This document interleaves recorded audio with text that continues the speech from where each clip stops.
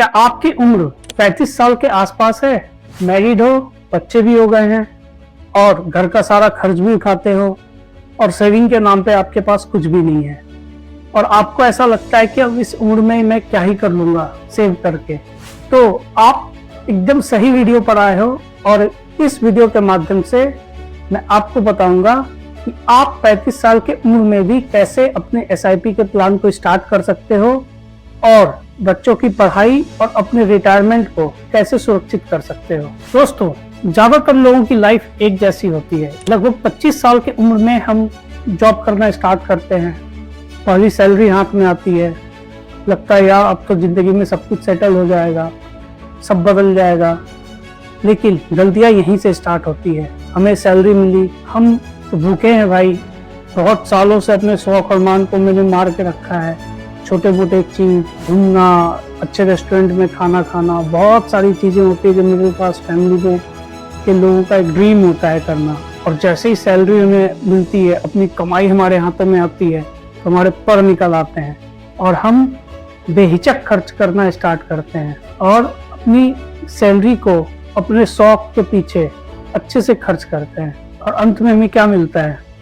Saving के नाम पर जीरो। महंगा मोबाइल, महंगे जूते, महंगे कपड़े, घूमना फिरना, ऑनलाइन शॉपिंग, जो मन किया वो खरीद लिया क्योंकि अपने पैसे पहली बार देख रहे हैं। क्योंकि इस उम्र में फाइनेंशियल मैच्योरिटी नहीं रहती और ज्यादातर लोग यही गलती करते हैं। और सच बताऊं, ये गलती सिर्फ आपने हमने नहीं, मिडिल क्लास फैमिली के लगभग सारे बच्चों ने किया है। अब क्या होता है कि हमारी एज 30 इयर्स की हो जाती है और फिर उसके बाद शादी, बच्चे, मम्मी पापा भी लगभग रिटायर होने वाले रहते हैं। अगर वो वर्किंग है तो शादी करते हैं लोग। अब शादी करने के लिए भी लोग पर्सनल लोन लेते हैं और फिर हनीमून के लिए लोन लेंगे।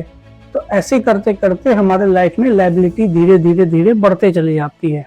मेडिकल एक्सपेंसेस, बच्चों का खर्च, बच्चों के एजुकेशन का खर्च, मम्मी पापा का खर्च, घर का किराया, बच्चों के पढ़ाई की चिंता।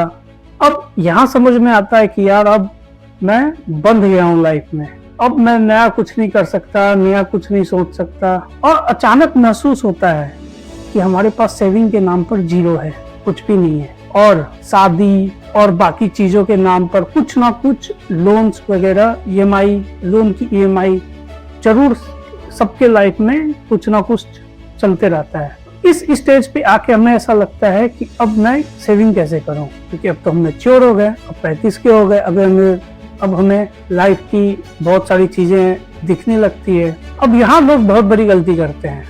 वो सोचते हैं कि अब सेविंग करके क्या होगा, अब तो बहुत देर हो गई, अब क्या फायदा SIP करने का। लेकिन सच बताऊं, यहाँ से खेल बदल सकता है। अब एक प्रैक्टिकल एग्जांपल, मान लेते हैं कि आपकी उम्र 35 साल है और आपकी सैलरी 60,000 है, 60,000 रुपये आप महीने कमा रहे हैं और आप कैसे भी कंप्रोमाइज करके ना 10 से 15,000 रुपये आप महीने की सेव कर पा रहे हैं। तो अब इस 15,000 रुपये से क्या हो सकता है? तो जो आपका मेन गोल है वो पहला बच्चे के लिए सेविंग करना और दूसरा अपने रिटायरमेंट का प्लान करना। तो मान लीजिए आप 5,000 रुपए महीने बच्चों के एजुकेशन के लिए SIP करना स्टार्ट करते हैं किसी भी मिड कैप या स्मॉल कैप म्यूचुअल फंड में, और आपने करीब 18 साल तक उस पैसे को आपने इन्वेस्ट किया। तो ये सेव किया हुआ 5,000 रुपया आपके बच्चे के लिए, अगर आप इसे 18 से 19 साल के लिए जमा करते हो और एनुअली ये 15% से कंपाउंड होता है, तो ये पैसा करीब 55 से 60 लाख रुपए का हो जाएगा। ये पैसा आपके बच्चों की हायर एजुकेशन में बहुत हेल्प करेगा, राइट। और बचे हुए 5,000 अगर आप अपने रिटायरमेंट के लिए सेव करना स्टार्ट करते हो, और मैं मान के चलता हूँ आपकी उम्र 35 साल है और आप 60 साल तक जॉब करोगे, बचे हुए 25 साल तक आप पैसे को जमा करते हैं, तो ये पैसा करीब 1 करोड़ 35 लाख से 1 करोड़ 40 लाख तक हो जाएगा, अगर ये एनुअली 15% से कंपाउंड हो गया तो इस केस में आपके पास एक रिटायरमेंट फंड भी हो गया और बच्चों के हायर एजुकेशन के लिए भी आपने पैसे जमा कर लिए। अब हो सकता है कि आपकी प्लानिंग होगी ऐसी कि मुझे घर बनानी है या और भी शौक है आपके, जिसे आप शॉर्ट टर्म में या लॉन्ग टर्म में आप अचीव करना चाहते हैं। सबसे पहले तो अपनी एक्टिव इनकम को थोड़ा बढ़ाओ और अपनी सेविंग को, अपने SIP अमाउंट को ज्यादा से ज्यादा बढ़ाओ और गोल बेस्ड आप SIP करो।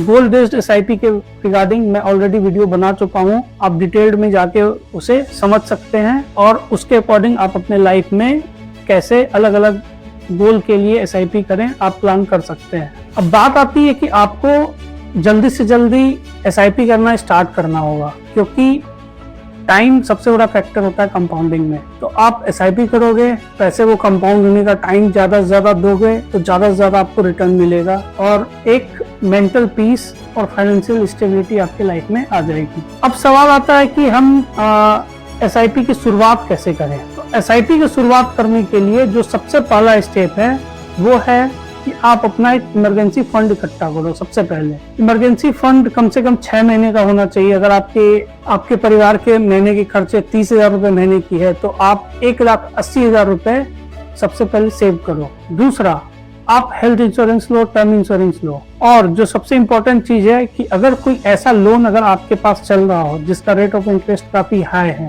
तो आप सबसे पहले उसे खत्म करो। ये सबसे ज्यादा जरूरी चीज है, वो बहुत ही तेजी से आपके पैसे को ड्रेन करता है कोई भी डेब्ट। और मेक श्योर करना है कि कोई भी खराब कर्ज आपको नहीं लेना है, कोई भी बैड डेब्ट नहीं लेना है। जैसे ही आप ज्यादा क्रेडिट कार्ड को यूज करने लगे या पर्सनल लोन की तरफ चले गए तो ये आपको सालों साल तक फाइनेंशियली स्टेबल नहीं होने देगा। तो इनहेरिटों से आपको बचना है और फिर आपको एग्रेसिव तरीके से SIP करना है। और एग्रेसिव तरीके से जैसे जैसे आप अपने पोर्टफोलियो में देखोगे कि मैं इतना पैसे जमा कर चुका हूँ और इस रेट से मुझे रिटर्न मिल रहा है और मेरे पास अभी इतने पैसे जमा हो गए, तो आपको खुद ब खुद कॉन्फिडेंस आएगा और आप धीरे धीरे फाइनेंशियली स्टेबल हो जाओगे।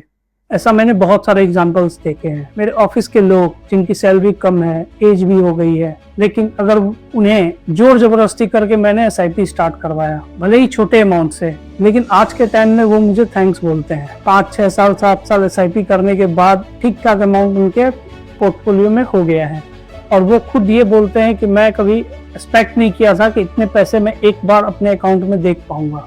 यही पावर है दोस्तों, पावर ऑफ कंपाउंडिंग का, कि आप जितने लंबे समय के लिए इन्वेस्ट करोगे, अमाउंट छोटा हो बड़ा हो डजंट मैटर, लेकिन आपको अर्ली इन्वेस्टमेंट स्टार्ट करना है और 7-8 साल के बाद इसके मैजिक को आप बहुत ही अच्छे से देख पाओगे और फिर आप खुद सबको सजेस्ट करोगे कि पावर कंपाउंडिंग का मजा लो।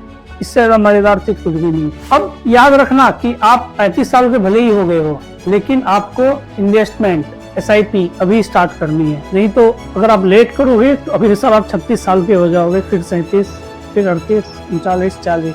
जितना देर करोगे उतना ज्यादा लॉन्ग टर्म में आपको नुकसान होगा। तो दोस्तों देर अभी भी नहीं हुई है। अगर आप 30 से 40 साल के एज के बीच में हैं तो आप अपने SIP को स्टार्ट कीजिए, गोल बेस्ड SIP कीजिए। और जो मैंने बात बताया आपको कि अपनी एक्टिव इनकम को बढ़ाने पे ध्यान देना है, इमरजेंसी फंड इकट्ठा कर लो कम से कम 6 महीने का, हेल्थ इंश्योरेंस, टर्म इंश्योरेंस वगैरह लेके रखो और खराब कर्ज से बचो। तो आप खुद ब खुद देखोगे कि धीरे धीरे आप आपकी लाइफ फाइनेंशियल स्टेबिलिटी की तरफ बढ़ चुकी है और फिर एक सुकून, एक मेंटल पीस आपके लाइफ में ऑटोमेटिकली आ जाएगा। एक बात बताऊं, सबसे अच्छा समय SIP करने का था 10 साल पहले, और उससे भी जो अच्छा समय है ना वो है आज का। इसलिए आपसे आप SIP करना स्टार्ट करता हूँ। तो दोस्तों अगर आपको इस वीडियो में कुछ भी समझ में आया होगा और आप इस वीडियो से रिलेट कर पा रहे होंगे तो हमारे इस वीडियो को जरूर आप लाइक करना और कमेंट जरूर करो कि आपको ये वीडियो कैसी लगी और आप अभी किस एज में हो, आपने SIP स्टार्ट किया है या नहीं। और हमारे चैनल को आप जरूर सब्सक्राइब करो। नमस्ते, मैं हूं श्रेष्ठ भगत और इस चैनल पर हम सिर्फ पैसे कमाने के लिए ही पैसे को बढ़ाने की बात करते हैं। तो चलिए मिलते हैं अगली वीडियो में, तब तक के लिए नमस्ते, जय हिंद।